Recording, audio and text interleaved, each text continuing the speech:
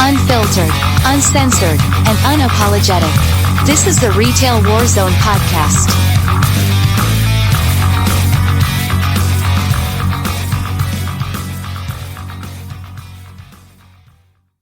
Well, this evening, we have Brady Davis with us from a wonderful, wonderful channel on YouTube called BRADYTOONS. Irish Connection actually reached out to me. He had discovered it, and I went and watched, and I was like, wow, this is great. So having said that, Brady, introduce yourself and tell us a little bit about how you got where you're at. Hi there. Yeah, so I'm Brady Davis. I'm a 2D animator based in Minnesota, and I have been doing retail for about 7 years now. I went to school for animation, and right before I went to school, I was looking for a job as college kids do, and Home Depot was the only place that had a leave of absence. So it made it possible for me to work summers and Christmas break. So I figured, why not? Home Depot's a great company, and started working there, and or the Home Mart. Yes. Yeah, I mean, it was a great company, but you'd come across all these customers, and it was funny. You see all these memes about all customer service stuff, and I'm experiencing it firsthand. I'm like, wow, this is all true, and I was going to, I was learning about animation. I was like, well, I have to make a series about this. There's no way, someone does this and doesn't tell their side of the story, So I do skit animations on my YouTube channel and storytime animations. And I have a series called The Home Mart that was really part of another series, my storytime stuff, but a ton of people really loved it. So I got a lot more coming out, and I'm really excited about what's around the corner. So nice. So you made mention offline that it kind of made its way to corporate. Did you get any kind of pushback from corporate, or were they? Not at all. See, that's awesome. Yeah. So it's kind of a little long story short.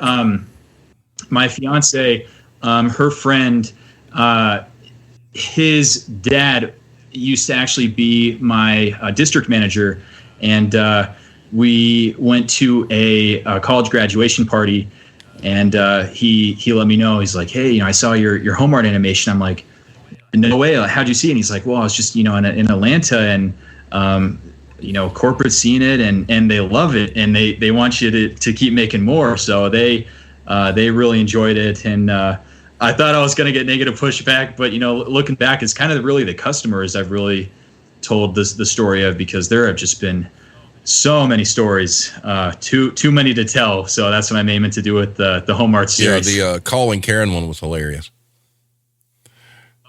Oh yeah, thank you. Yeah, thank you very much. Now I did enjoy the one you just did about the gas pumps. Oh yes, I found that pretty funny. Thank you. Thank you. Great storytelling with just a gas pump right there. So, I know you did animation, but obviously you do like these skits and stuff too.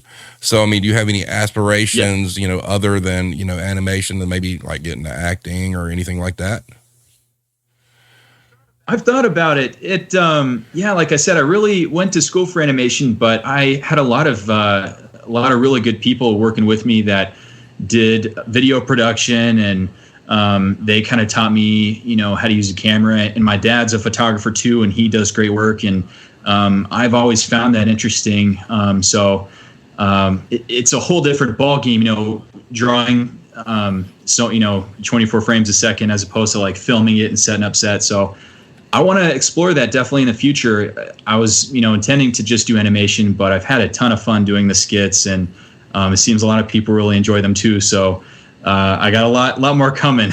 So from start to finish, let's just say your first episode of Home Mart, like start to finish process, yes. How long does that actually take? Yeah, so that usually takes a little bit less than a month, because I do all the drawings myself. I do all the sound effects, the music. I'll kind of sample it from some other things, but if not, I'll compose that myself too. It's really kind of just putting that all in the package, and a little bit shy of a month, but it's a great process, and it's sometimes pretty tedious, but the most rewarding thing is, finally rendering that video and seeing all the hard work you put in. You're like, wow, that's cool. Let's make another one. So you mentioned compose music yourself. You a musician as well? Oh, I wish. That's my brother. He does some great stuff. He's kind of giving me some pointers. He uses, I think the program is called Logic. I am familiar. Very. Oh yeah. Okay. Yeah. I had no idea. I mean, it opening it up for the first time, it's so complex, but he is just a wizard with that.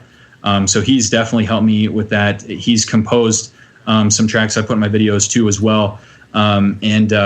He's given me some pointers there. It's very hard. Like I said, another ball game from animation and video and then music now. So, I'll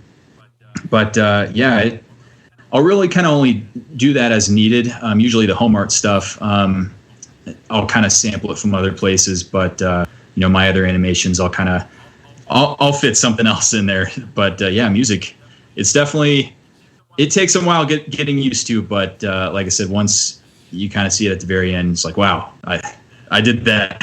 Yeah, but that's a month. That's a pretty long process. I mean, just for, because how long are those typically? Usually I aim between the 6 and 8 minute mark. Yep. Part 3 was around 10 minutes, and there was a particular scene at the end I wanted to add about how I met I actually met my fiance at Home Depot or Home Mart. And I wanted to definitely include that. Around the 6 to 8 minute mark. Nice. Okay, so let's talk a little retail. So you worked at Home Mart. So Yes. What would you say is the worst thing? Is it customers, coworkers, corporate? Ooh, I think the worst thing would be, yes, the customers. And they're not all bad. I know the Home Art videos make it seem like they're all that way. They're really not, because I've had some amazing customers that are super close to me at the end. But I'll definitely say the customers make it very, very, very challenging. And it was weird the first time I experienced my bad customer, because I was like, well, this is a hardware store, like what are they going to do? But they find ways. Oh yeah, to be pretty difficult. Well, how was the customer base like during Christmas, when they're gearing up for like holiday lights and Christmas trees and all that other stuff? Was that pretty nightmarish? Oh, it was definitely nightmarish. That was the inspiration, but I did a Black Friday Home Art animation, and that's exactly how it felt. I know it's super exaggerated, but we would have people camping out at outside of the store, because we open at 6 a.m. We have people camping out there at like 5 o'clock, 5:45, and all for poinsettias. And that's another thing. I was like, well, my first Black Friday, what are they gonna trying to get? Like, we don't sell flat screen TVs, we don't sell video games, but there's these poinsettias that they were crazy marked down, and they were sold out in like 20 minutes, and we had a ton of them too. But their last minute shopping deals would be our fault for some reason. To be like, well, I got 12 of these, and I'll bring my truck around, and then it's like a little sedan, like that's not a truck. Yeah. Like, I don't think you thought this through. It's not going to fit in there. So they're like, well, you got to make it fit, because I'm not coming back. It's like, or when they buy that happy holidays. When they buy that Christmas tree, that the huge 12-foot Christmas tree, and they take you out to like a Kia. Right. It was like, yeah, right. Oh, totally. Asking you to tie it on top. It's our fault. They're like, well, yeah, right. Yeah. Oh my gosh. Yeah. They, it was all the customer's fault. Or it was all, the retail associate's fault, because the customer's always right. It's like, oh, well, yeah. Well, there were some people. Go ahead. What's up? No, go ahead. Oh, there were some people who would, be genuinely, they would want to help out and help load stuff up. But then there are other customers who, they'd buy, a tree or two and all these poinsettias, and they'd be like, yeah, I'll pull my car around, and just be this, able-bodied customer.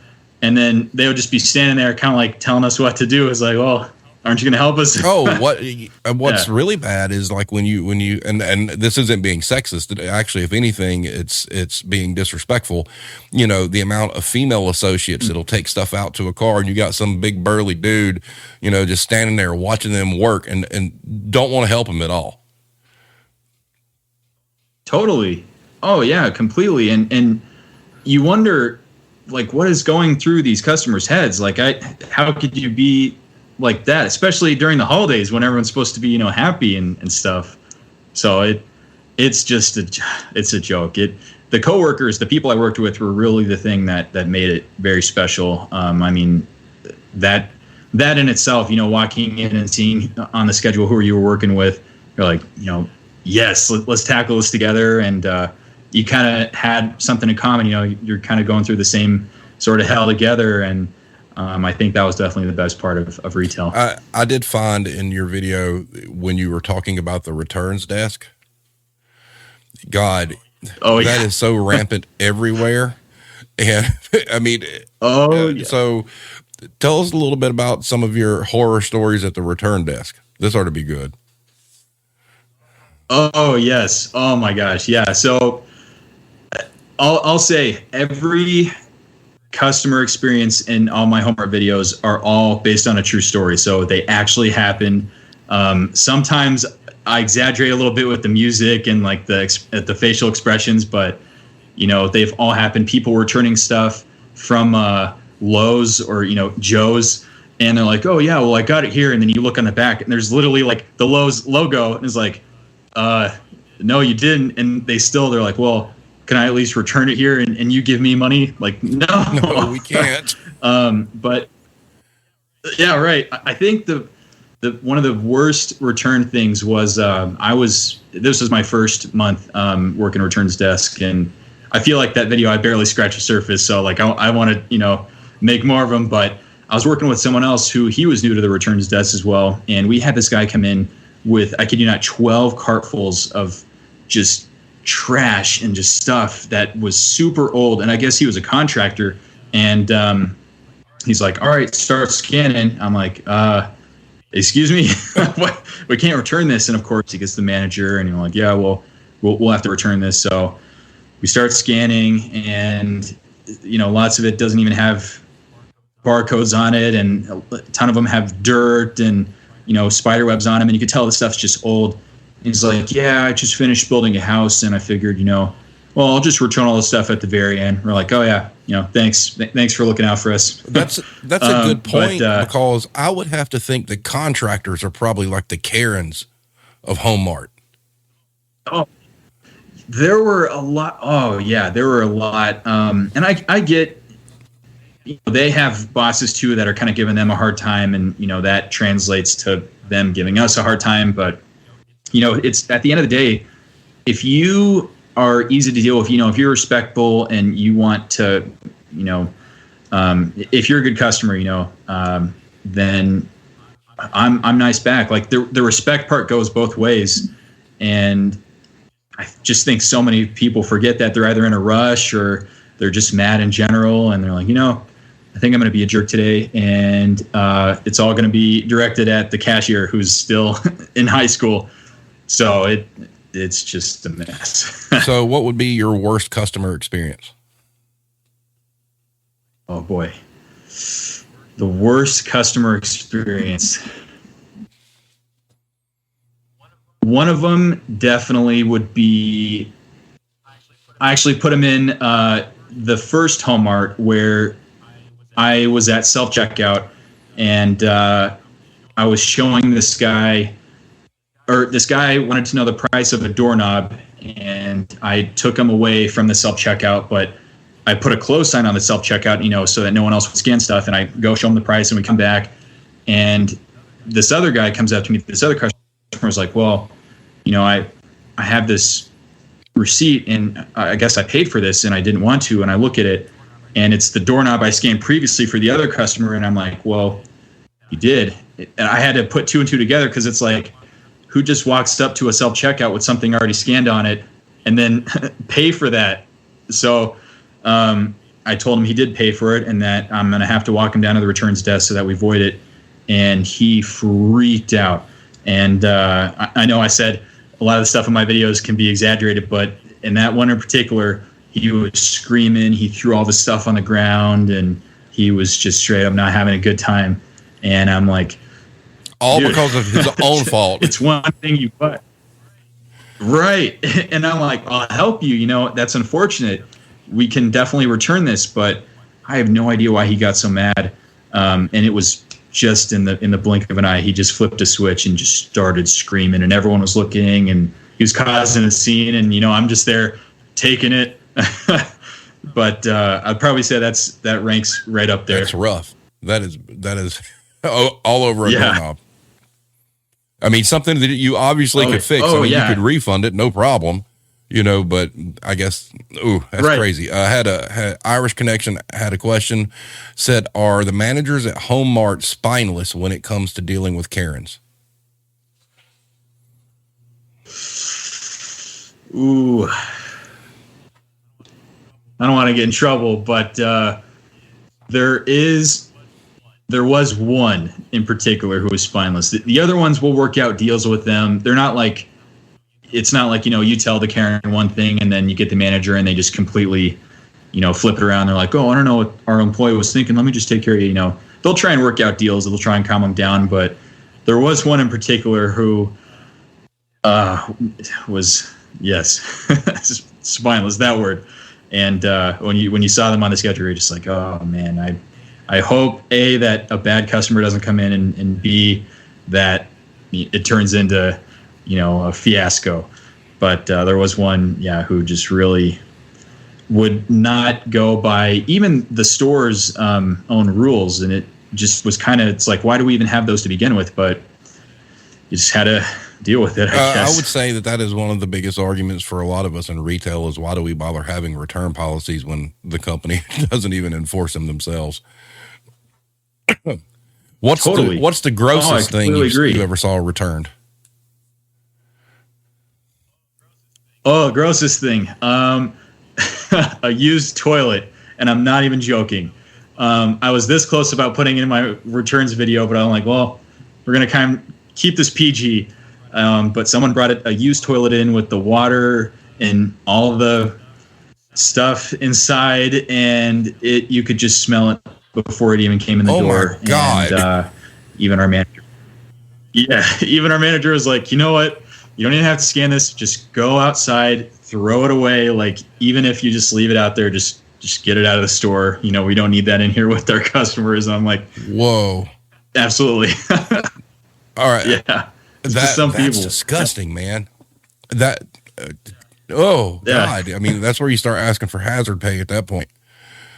You know, you have to. No, totally. So are you still working at Home Mart? I am not. No. It was basically a college job, and I feel bad even calling it that because there was a lot more good than bad. But I left Home Mart the very end of 2019, and I got an animation job here in Minneapolis. I'm in Minnesota, and COVID happened, and I was furloughed. And usually, you know, the art kids or, you know, the design people are usually the first to be laid off or furloughed. And I was like, I understand, you know, I know these are tough times. So I went back into retail as merchandising with Pepsi. So I kind of got to see the other side of the story, you know, working overnights and stocking stuff. And still, I was like, well, at least there's not going to be customers. There were customers. And there were more. I tell you what, though, there's always customers. Those Pepsi guys put in some work. It ain't easy. Yeah, I was putting at least 90 hours a week at the very end because it was union, and I get, you know, start the job and you're kind of at the bottom of the union list. Like, I totally understand that. But the 90 hours a week thing was just, I didn't see my own family, didn't see any of my friends, and I was just like, yeah. Wait, You were doing 90 hours a week, stick with- and it was unionized? Yes, they were messed up because they would hire all these random people.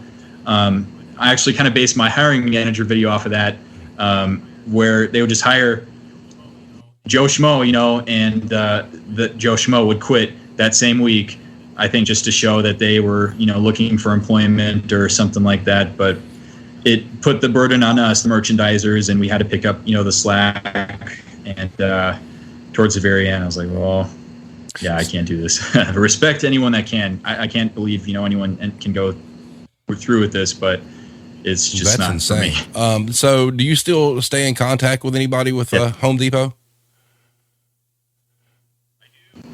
I do. My most recent Home Art video, or Home Depot, I had two of my coworker friends.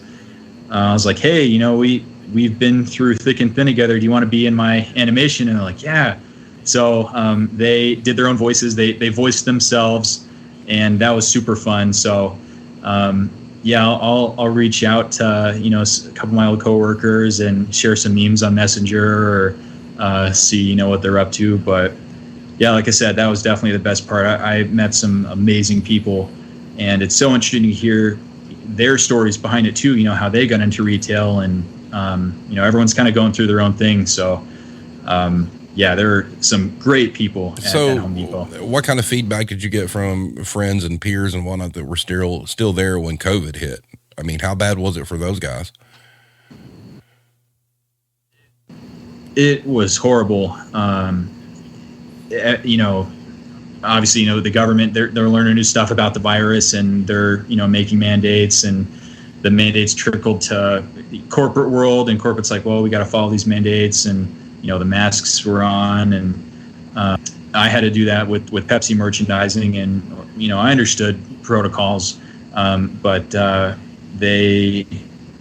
it was tough for them. The world 2020 and even this year, the retail world has just been a mess. I mean, everyone's like, oh, they're heroes out there. They definitely are, for sure, because they not only now have to put up with customers, but have to put up with all, the mandates and stuff. And they're doing a great job, for sure. So Hero had a question, and this is actually a pretty good one. Do you feel intimidated animating your friends? No, not at all. Before I got to the animation process, I was in close contact with them about like designing what they looked like, and I was kind of sending them back and forth, like, oh, you think you like this shirt color? Do you like what's your weapon gonna be when we pulled all the weapons off the wall? All the hardware tools, and they got a good say in how they kind of wanted to look, and I knew I wanted to do that before I even started. But that project was really fun, and I have a lot more coming for sure. Now, have they mentioned anything to you about like what it's been like working there with like the supply chain issues? Like what kind of customers are they getting, and are customers still acting surprised that they can't get stuff? Yeah, I haven't heard too much about that. Just a few things. I know there's certain products, international stuff that's there's been issues bringing into the store, but not too much. I'm kind of surprised because I figured that would be such a big thing, but I wonder if it's just because it's hardware stuff or a lot of it's American made. But that was definitely surprising for me. Yeah, I haven't heard too much of that. Wow. So let's see here. What else we got? Question wise, nothing there. I lived in Atlanta for a while, and Home Depot's corporate office is down there. And as you know, and I've got to say that the people I've run across that have worked for Home Depot usually have pretty good things to say about them, to be honest with you. They're one of the few companies that, you really don't hear a lot of negative press about. And I think that's a good thing. I think that says a lot for what they're doing. And another question just came in. Did you expect retail to influence your animation as much as it did? No, not at all. It really took the first two bad customer experiences to just really give me that idea. And I'd come home from work, and be like, hey, guess what happened today? And there was a difference between, kind of like telling what happened and then showing what happened. So I was like, well, I have to show, like, I got to make this an actual series. So I never thought, retail would have such a big impact on my life, but I'm happy it did, because it taught me a lot of things, responsibility, timeliness, and there was definitely more good than bad, but it was quite the journey for sure. And I can definitely relate to anyone going through it. It's fun. I think everyone should at least do retail or fast food for 1 year of their life, just to see the kind of stuff that happens, because it sounds exaggerated, but once you actually experience it, it's like, wow, that all of it's true. You bring up a good point, and actually the experiencing it part of it just came up as a question. It said, experiencing it firsthand and then getting out, do you find yourself reacting differently to 1, employees, 2, customers treating people poorly? Yes, absolutely. Before I even went in retail, it was kind of just common sense, to kind of put yourself in the other person's shoes. Even not retail, you just kind of do that in life, because you really don't know what people are going through. And but retail definitely for sure has heightened that sense. And if the cashier's having a hard time and they're genuinely trying to do their best, especially in fast food, I can't imagine what fast food is like. Props to them. I mean, that's awesome. So definitely that's heightened that. And when I see customers, argue about a coupon, there's been a few times I've kind of stepped in like, hey, everything's going to be all right. But, it's definitely, that's why I think everyone should experience that, because you get a better outlook and understanding of what the other person is trying to do. Because, no employee is going to try and make you have a bad day. Like, no one's purposely saying, oh, we don't have it in the back, they're not doing it as some sick joke. They're actually trying to help. Yeah. So the video with the corporate visit. So I'm assuming you drew inspiration from real world things there as well. Oh, yes. Yeah. We had, speaking of spineless, I know that was kind of came up earlier, but we had a particular guy who would come in, and they were just the worst. I mean, they were super oblivious. We called them campus hires, because they would, get a master's degree and just go straight into management. And they thought they were the experts because they learned all about it from a book. And they never, there's a difference between learning about something and experiencing it. And they just did not know how to lead at all. And I got a lot more of those coming out too. Like, I'm happy people thought that was pretty funny, because I feel like I barely scratched the surface. We had multiple visits from that particular corporate person. Well, I think historically that is one of the worst things I've ever seen happen, is what you just stated. These people get these degrees, and your video nails it. So this person gets a degree, goes straight to corporate or into management, has never worked in the store ever, and is sitting there telling you how to run a register, or the whole thing where you're in the garden center and you're like, I'm not loading this up, I mean, yeah, they don't teach them the real world when they go do that stuff. There's no chapter on dealing with Karens when you go to business management school. I mean, you can't. Not at all. I mean, it's just awful. But yeah, that video was great, because, any of us that have worked in retail, watching that, God, we have experienced that. It was like, I think actually I posted that video on Twitter, and I think that was the one I said that, that you were my spirit animal.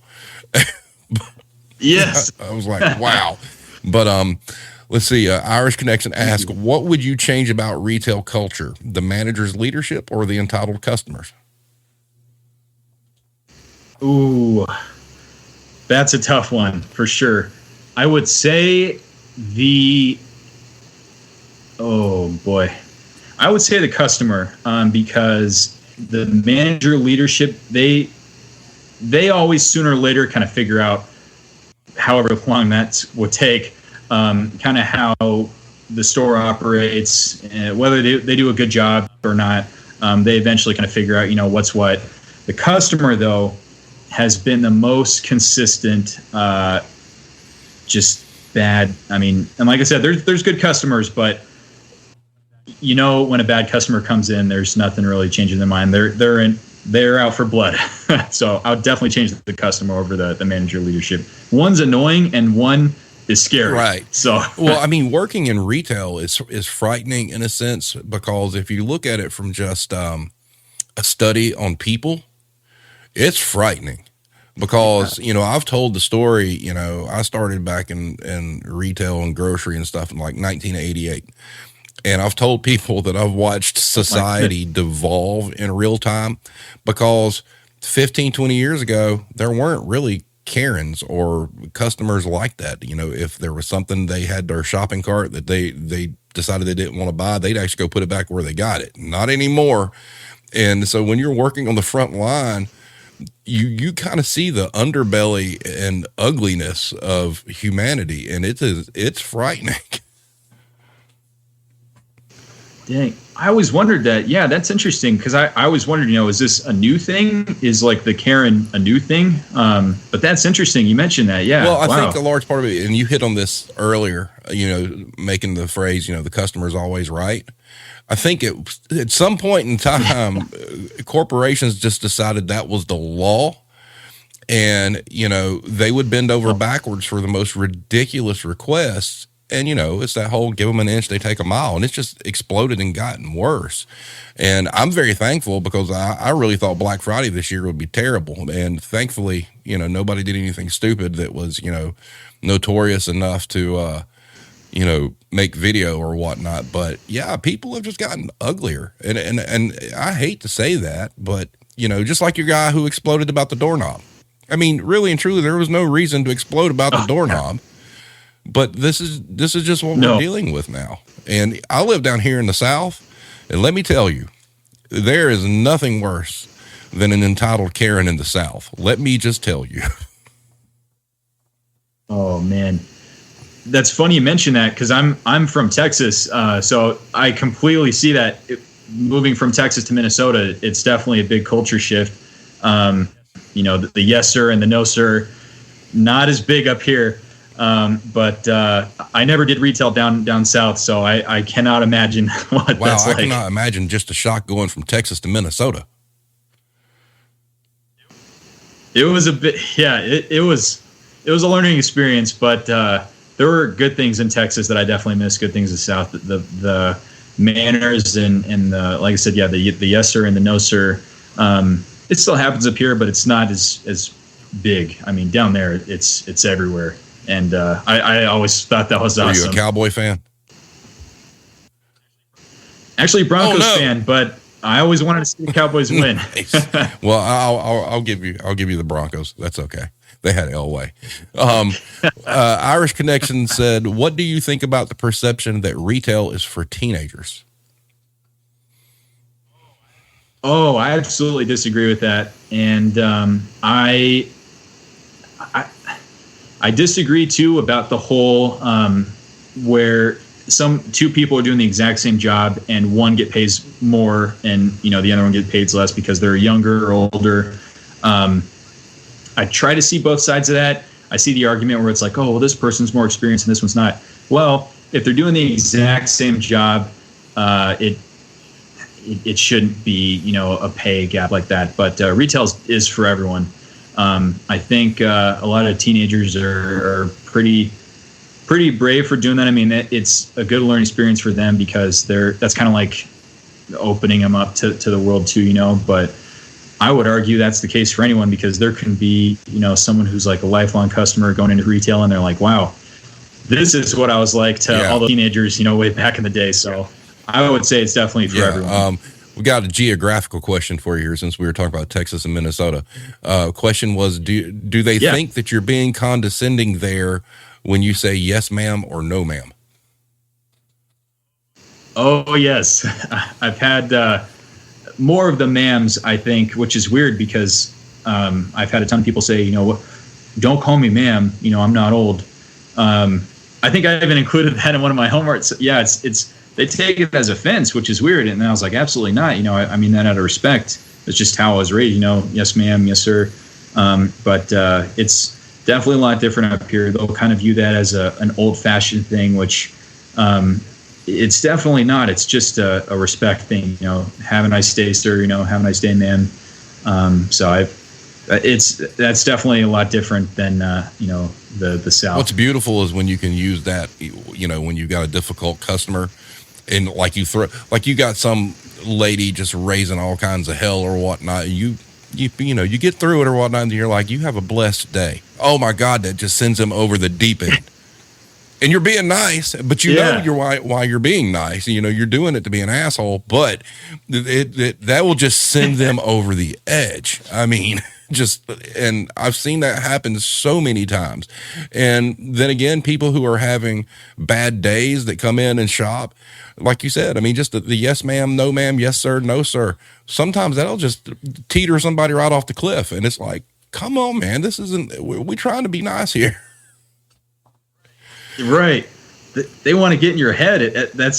I'm very petty sometimes. So exactly, I agree. Sometimes I'll just kind of like push it a little further, like, oh, well, have a nice day. Like, your bad mood didn't affect me, but have a good one, Yeah, I completely agree. I kind of got that vibe when you did the little calling Karen thing where you called her and hung up.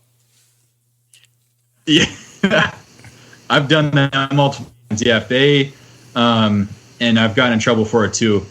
But I'll stand my ground. If someone's going to call me and scream in the phone, for something I'm not, I didn't do, even though I'm trying to help, that phone is going straight down. I will hang up because no one should have to do that. There's no written rule where it's like you have to sit through that.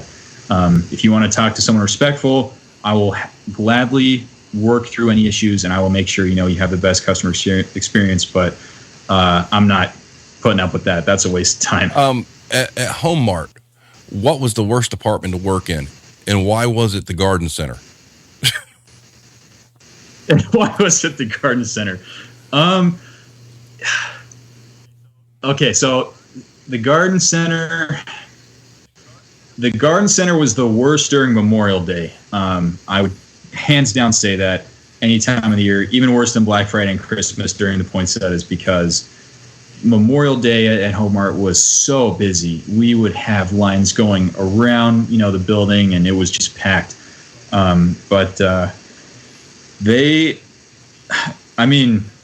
kind of work with what you have, and that's funny. While I was at the garden center, it was definitely fun, but Memorial Day Garden Center, you do not want to be there. You better. We've had two people in the chat say paint. So was the paint department horrible? Paint department. So the most of paint department. The worst thing about paint was probably learning the paint machine and obviously spilling stuff. But then customers would come in and they'll be like, "Oh, I want to match this," and they'd show you a picture on your phone, and it's like, well, there's no way I can match that. And then again, it'd be your fault. There would be a lot of customers doing that. The paint machine would malfunction more than enough times during the day. But it was pretty easy going on a good day. Those are about the only things that were more annoying than anything. So talking about like just geographically, I mean, how does the garden center do there? I mean, given what your climate is. Yeah, the garden center thrives. The summers here in Minnesota are, first off, the winters are terrible. When we first moved up here, it was -50 wind chill. And I was like, no, not about this. But the summers are definitely worth staying for.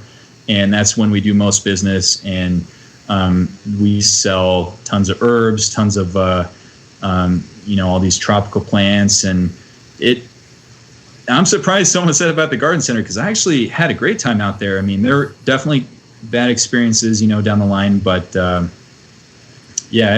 they do pretty well. A ton of our business is actually from the garden center. I just had to take a jab at the garden center because my wife loves the garden center. So.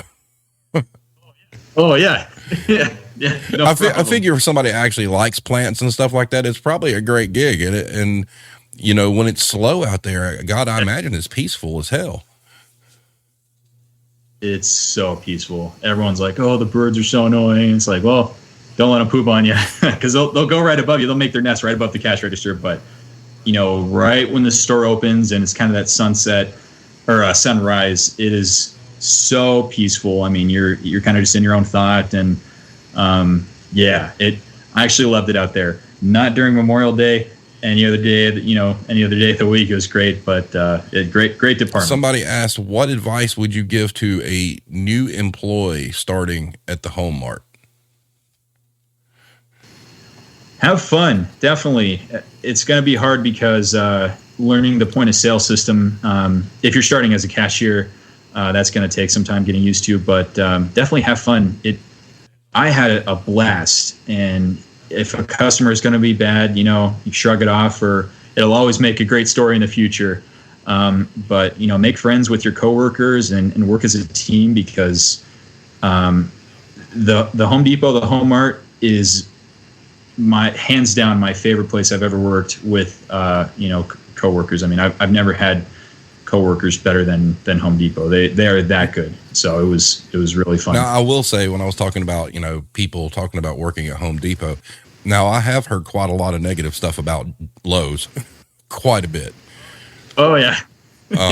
It seems like, if you're going to, it's kind of like Target and Walmart. It's like Home Depot would be Target and Lowe's would be Walmart, because I have hardly heard anybody say anything good about working for Lowe's ever. Yeah. And I can't speak for,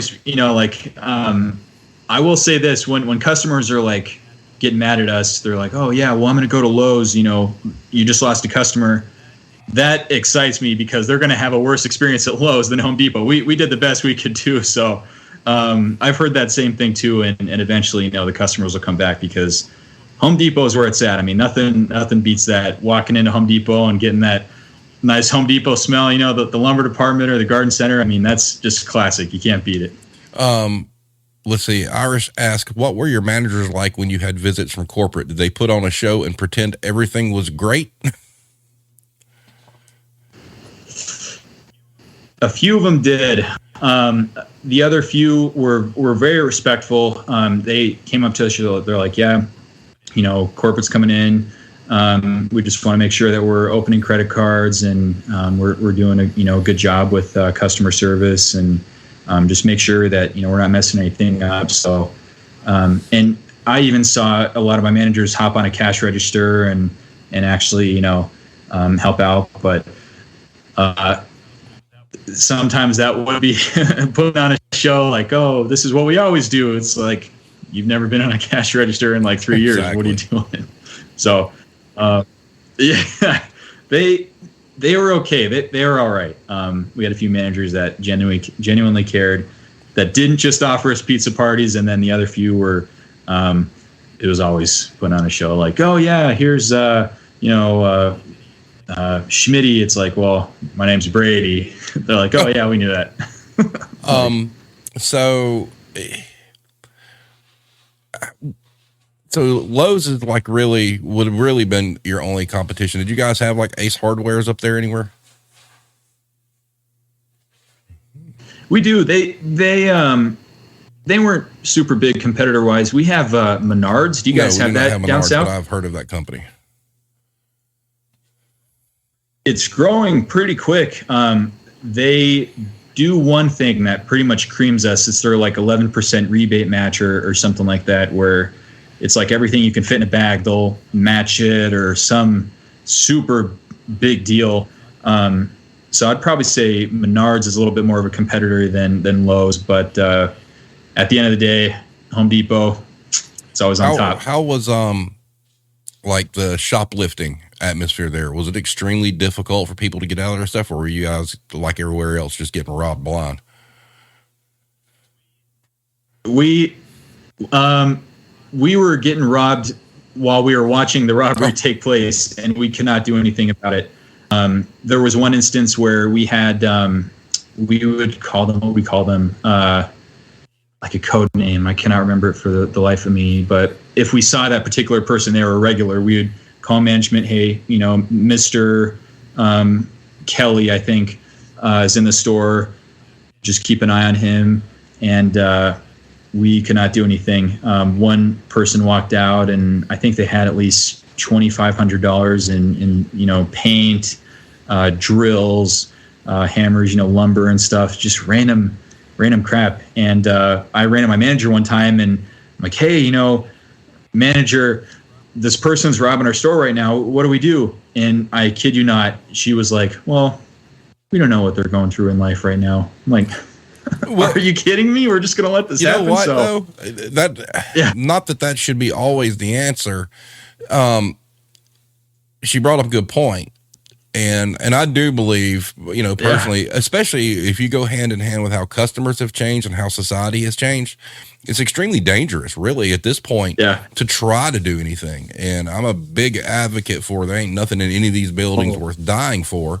But the bigger thing would be, do they even make an attempt to get tag numbers and call the cops, or they just let it go completely? Because I could see that, if they're at the door, they can ask for a receipt, and the thief can just tell them to screw off and walk out anyway. Are they doing anything further than that, or are they just letting it go?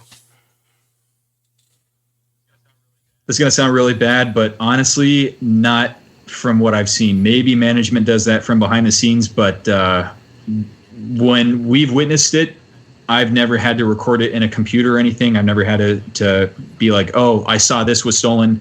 I've never had to account for any of that. So maybe they watch the cameras.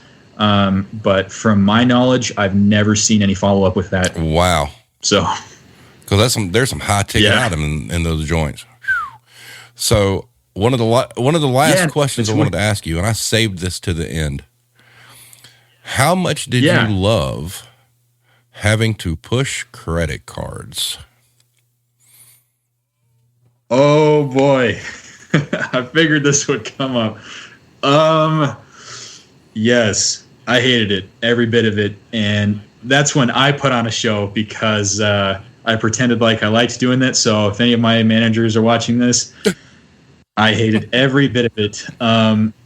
The only reason I did it, because there was one day, I actually got a video coming out about this credit, but my manager caught me one day sitting down, which in retail, that's a big no-no. And I was like, well, I don't want to lose this job. What do I kind of do to make things better? I started opening up credit cards, and I'm not trying to, toot my own horn, but I did a pretty good job. And my manager's like, wow, you're doing great at this, keep up. And it started turning into a expectation. Mm-hmm.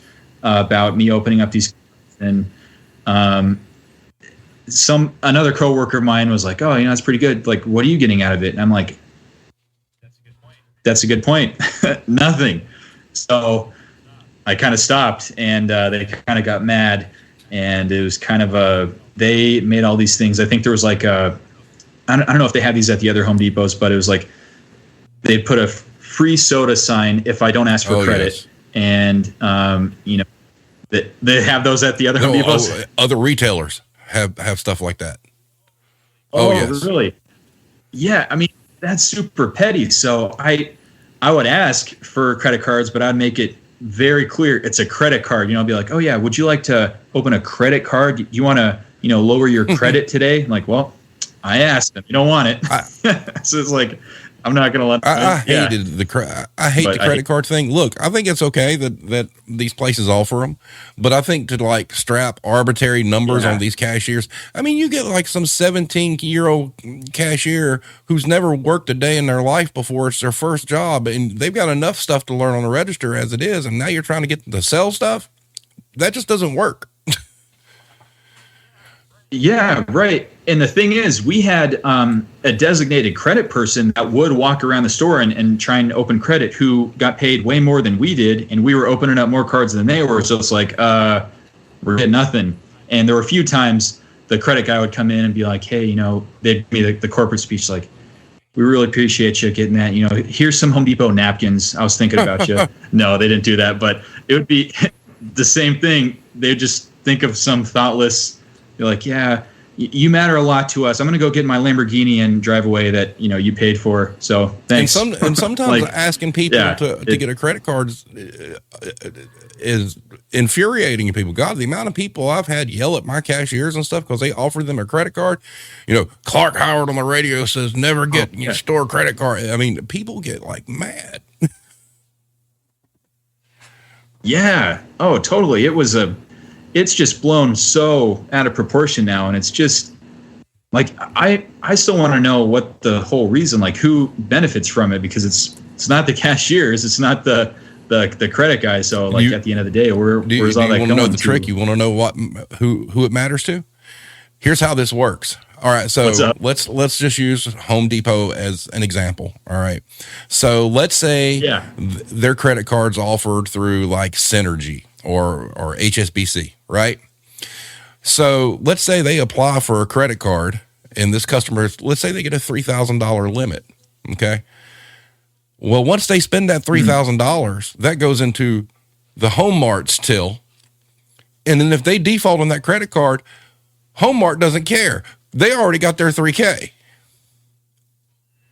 So see, because if they do not pay off the credit card, that falls to the credit card company.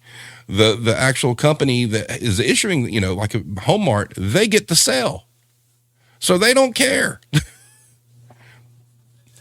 That's crazy. That sounds like a scheme. Well, it is. I want no part of. I was a manager for Guitar Center for several years, and I literally had somebody, because we pitch credit cards, and I had somebody tell me that, look, if they get approved for $3,000, make them spend it today, because once we get the sell, we don't care what happens to their credit. We don't care if they never pay it back. We got ours. I mean, it's very predatory. Yeah. Wow. Yeah, and I kind of stopped when I was offering, because they were relentless. They're like, we need 100 credit cards today. I don't care how we did it. And they'd be making us ask these, old people, these senior citizens. And I'm like, I can't do that. They got enough on their plate already. Like, why do I want them riddled with Home Depot credit? Like, I don't want to go to hell. Like, that's just a scummy thing to do. So that's crazy. That's something else. I'm assuming this question is like talking about the videos and the animation that you do. The question is, did you watch any training videos and think that I could do better than this? Oh, all the time. all the time. All of the training videos we watched were all fake. And Home Depot had a mandatory training video every month called In Focus, which it kind of went over a different topic, like credit and what happens when the store's getting robbed and, cashier friendliness stuff. But the way they explained it was just bad. I could definitely do better. It's funny because the one have you done any, because I haven't watched all your videos yet. Have you done like a series of like training videos? I think that would be awesome if you did that. I was kind of thinking about it. Someone brought that up in one of my comments. I think it was part 2, where like the end credit scene was like, oh, this resembles our training video kind of style. And I'm like, I wasn't really thinking about that. But I'm like, that's kind of a good idea. There's sort of an untapped market there of all the training that would videos. Be awesome. But the ones I have, I think, I'm tempted. I think there's, like I said, a lot of material there for sure, especially if it's the campus hires backpedaling it, And, and it doesn't have to be Home Mart specific. I mean, you can make up a training video for anything, but your delivery and I think that would be fantastic to see. Do that. Oh, you're welcome. Thank you so much.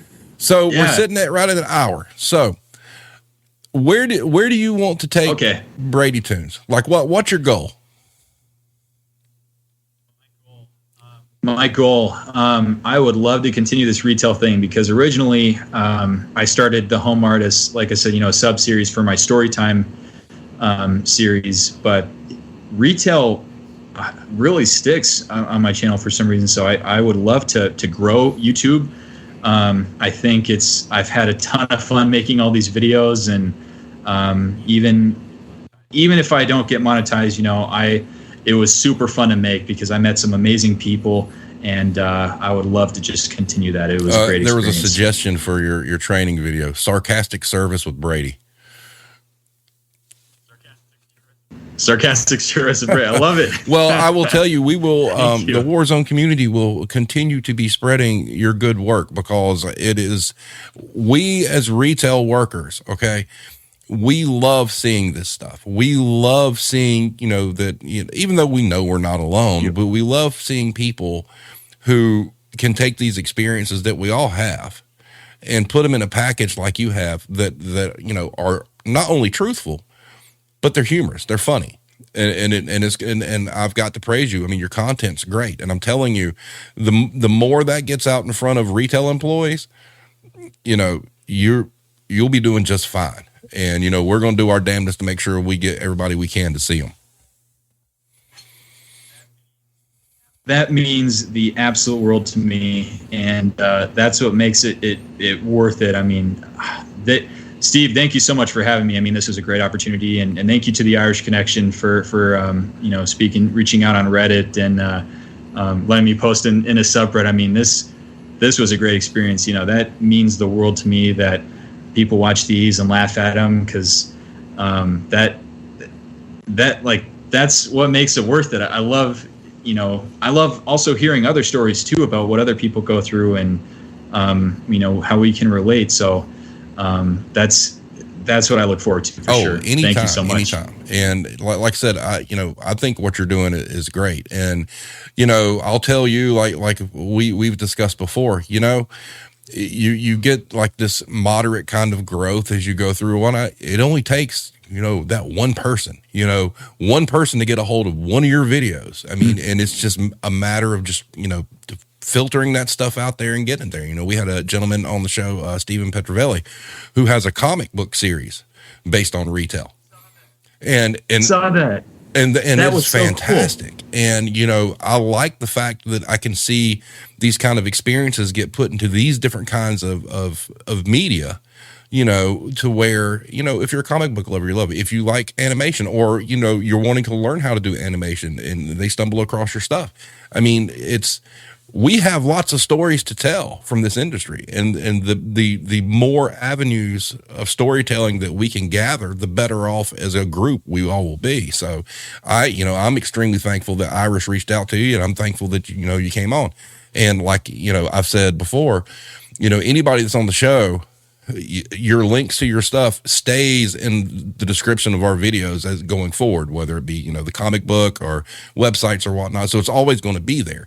And, we'll hit you up again and have you back on again.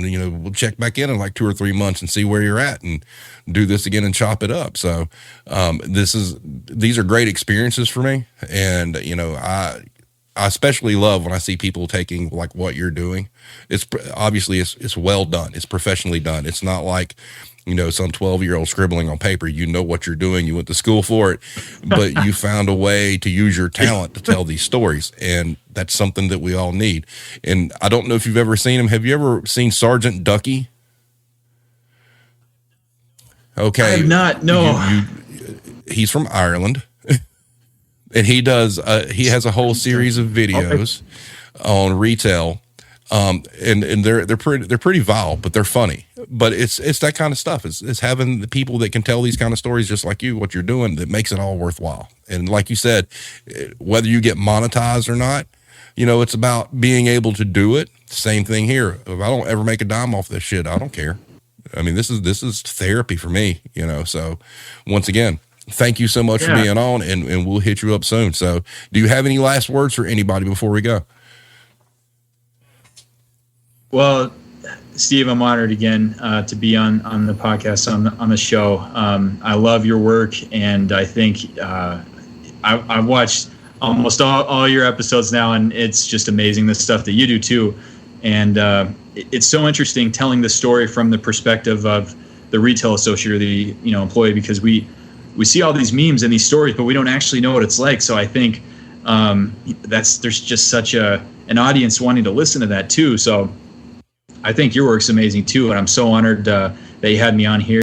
I'm looking forward to seeing what you release next, and I'm very grateful for the opportunity. So thank you very much. Thank you. And just to let you know, the audio version of the podcast, it should be up sometime between 11 and midnight. So that's the one thing I do is that we do the live stream, and then I'll go back and I'll throw it in the Logic and chop it up to where I need to, and then we do like the audio side of it. So that way people can kind of pause it and pick out their parts and whatnot. But be watching for that tonight. Yeah. All right, everybody. So thank you. So tonight is the last one for 2021. When we return, we will have a brand new look. Only 2 people have seen it, and that is the wife and Irish. So they know what's coming. It's going to be very gritty. So I'm very proud of it. I figured, New Year, we'll change some things up. If you have not spread the song, go spread the song. Blame Tag wants 10,000 plays before Christmas. We're about 2,000 away, so we're not far off. He said he would wear a dress too, and do like a Mariah video. So we'll see if he does that. But anyway, guys, everybody have a great night, and we will see you on January 5th. Thank y'all.